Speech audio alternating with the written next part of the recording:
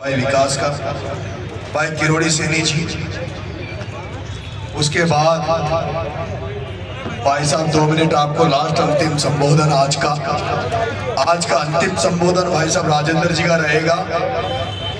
मेरा अनशन यहाँ 50 लाख नहीं मिल जाते, लेकिन आप तमाम लोग क्योंकि घर बार छोड़ के आए हो, फसल पूरी छोड़ के आए हो, आप तमाम लोग जा सकते हैं। जो जिन्हें लगता है कि वो उनके घर पे और भी लोग हैं, वो समय दे सकते हैं, यहाँ वो लोग रुक सकते हैं। प्रधान जी कहाँ है? बाबूलाल जी, प्रधान जी सिपौड़ोद वाले, इधर आओ, इधर आओ प्रधान जी। देखो भाई, कई युवा साथी खुद थोड़ा बहुत बोल देता तो नाराज हो जाते हैं, लेकिन आप एक बात नोटिस करो, आज मेरे ओरिजिनल पर्सनल जो साथी हैं, मेरे ओरिजिनल पर्सनल साथी हैं, वो एक भी मंच में नहीं आते। मनीष मीणा माल बमोरी आया क्या? आरडी को भी बुलाया तब आया। अभिषेक सरपंच यहाँ दिख रहा है क्या? अबरार मलाना यहाँ दिख रहा है क्या? सुनील दिख रहा है क्या? हरी तो जनता में रह के लोगों के बीच में काम करते हैं, लेकिन जो नई भर्ती होती है उनसे भी मैं कहना चाहता हूँ कि आपका काम है सिस्टम को मैनेज करना, सिस्टम को डिस्टर्ब नहीं करें। हाँ, एक गोविंद जी अटलपुरी जी भी आए, उनको भी हम 2 मिनट बुलवाएंगे। आदरणीय गोविंद जी, ये भी एक्टिविस्ट हैं, अटलपुरी जी एक्टिविस्ट हैं, हमारे अटू तहसील के हैं। आजा डोगरा, आजा। यो डोगरों में खंदा में बटार पहले चुनाव लड़े जो ना कॉलेज में, यूनिवर्सिटी में, जब इसने बहुत मेरे को कंधे में बिठाया। भाई खुशीराम गुजर, आदरणीय खुशीराम जी गुजर बरवास, तो मैं 3-4 भाषण और हम सुन करना। अंतिम बात मेरी सुन के जा रहा है, वो अंतिम बात मैं ये कह रहा हूँ आपको। मेरे अंतिम शब्द बोल रहा हूँ मैं अब आपसे। मेरे अंतिम शब्द शायद आप मैं जो मौन धारण करूंगा, अब जो मैं मौन धारण करूंगा, उसके बाद ना तो मीडिया के सामने एक शब्द बोलूंगा, आज जरूर अभी कुछ मीडिया वालों को बता दूंगा, लेकिन इसके बाद, आज के बाद मैं अनशन पे ना तो एक भी शब्द मीडिया वालों से बोलूंगा, ना कोई जनता जनार्दन से बोलूंगा। जिस तरह से अनशन के रूप में मैं अन्न का दाना भी मैंने पिछले 4 दिन से अपने पेट में नहीं लिया है, उसी तरह से मेरा मौन धारण भी पवित्र व्रत होगा, जिसको मैं आज से चलाऊंगा। वो मौन व्रत मैंने जो शर्त रख दी है मुख्यमंत्री जी से, मैंने प्रशासन के सामने शर्त रख दी है कि जब मेरी मांगे मान ली जाएगी 50-50 लाख रुपए की, इनको देने की घोषणा करने की, जब मेरे पास सिर्फ पर बात करूंगा तभी मौन तोड़ूंगा, उसके पहले मैं मौन नहीं तोड़ूंगा। तब मैं इस बीच में कोई प्रशासन का अधिकारी भी आएगा तो मैं उससे कोई बात नहीं करूंगा, मैं किसी से भी बात नहीं करूंगा। आज लास्ट मेरा घंटे 1.5 घंटे अभी में जो हमारे साथी है उनको बाइट दे के टीवी वालों को बोल के फिर मैं मौन व्रत लूंगा।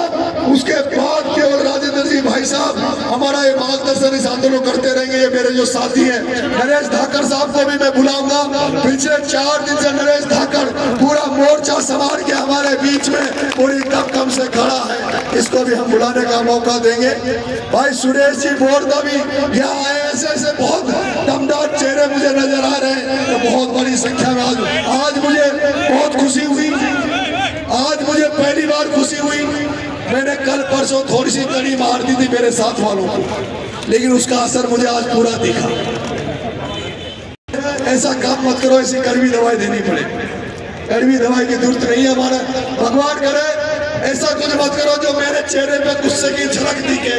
मैं भी कुछ गुस्से से परेशान हो गया, खुद भी इतना परेशान हो गया। अगर आज इस तादाद में अगर आप लोग नहीं आते, आप लोग इस तादाद में नहीं आते, तो मैं कल से कसम देने वाला, तो मैं सोच लेता हूँ कि मुझे क्या करना है आगे। मैं 2 कदम आगे की सोच के चलता हूँ। जब मैं यहाँ आ रहा था तो मैंने पहले ही जवान से चला था, तब सोच लिया था कि यार अपने साथ बकरियां भी हो तो कितना अच्छा था। वो आंदोलन भी बना।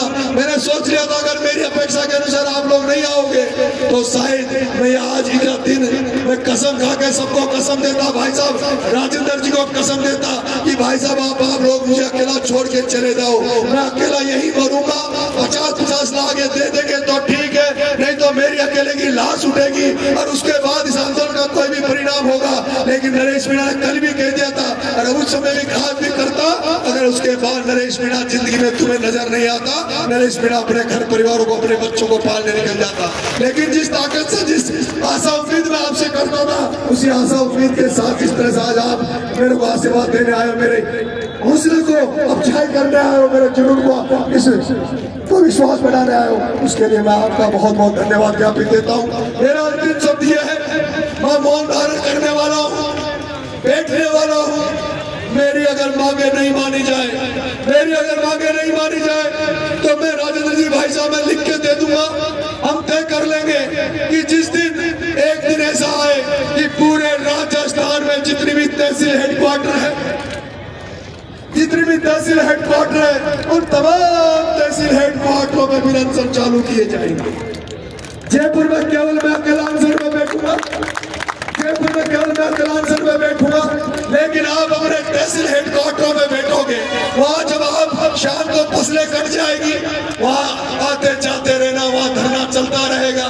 रेस में रेसे जाएगा, राजस्थान का मैसेज देश में जाएगा कि नरेश मीणा गांधी तरीके से शहीद मार्ग, शहीद स्थल पर जयपुर में बैठा है और उन बच्चों को न्याय दिलाने के लिए पूरे राजस्थान की जनता हर तहसील हेडक्वार्टर पे अनशन पर बैठी है। उसकी घोषणा भी हम रुक के करेंगे। अभी हमें भरोसा, जिस तरह से मेरी कल अच्छे माहौल में सरकार के नुमाइंदों से बात हुई थी, कल जब सरकार के गृह सचिव से बात हुई, भास्कर साहब से, कमिश्नर साहब से कल बात हुई, कलेक्टर साहब से बात हुई, उन्होंने कहा आपने जो कहा हम सीएम साहब के बात रख देंगे। मुझे भरोसा सीएम साहब इसमें पॉजिटिवली आएंगे। मैं लेकिन एक बात स्पष्ट कर देना चाहता हूँ, मैं स्पष्ट कर देना चाहता हूँ, इनकी सबसे बड़ी जिम्मेदारी, इन बच्चों को मुआवजा देने की जिम्मेदारी वसुंधरा राजे सिंधिया और दुष्यंत सिंह की है। इनकी सबसे बड़ी जिम्मेदारी वसुंधरा राजे सिंधिया और दुष्यंत सिंह की है। अगर इनको मुआवजा नहीं मिला तो उसका जिम्मेदार वसुंधरा राजे होगा, दुष्यंत सिंह होगा, उसका हिसाब हम चुनाव में उनसे लेंगे।